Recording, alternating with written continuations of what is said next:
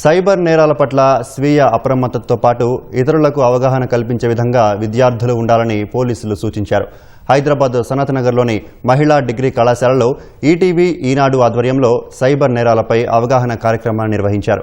Social media, online లావాదేవీల ద్వారా జరిగే మోసాలను గుర్తించగలిగే నైపుణ్యం పెంపొందించుకోవాలన్నారు. యువత మోసపోతున్న తీరు, వయోధికులపై సైబర్ నేరాల ప్రభావం, ప్రత్యామ్నాయ మార్గాలపై పోలీసులు విద్యార్థులకు వివరించారు.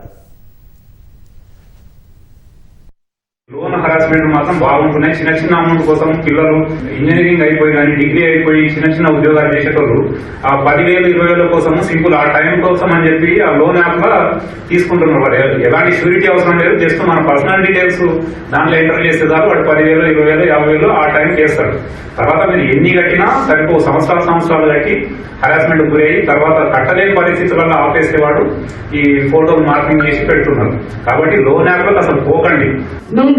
మీరు చేసే పని మీద పూర్తి అవగాహన ఉండాలి అండ్ మీ సెల్ ఫోన్ మీద మీ కంప్లీట్ కంట్రోల్ ఉండాలి.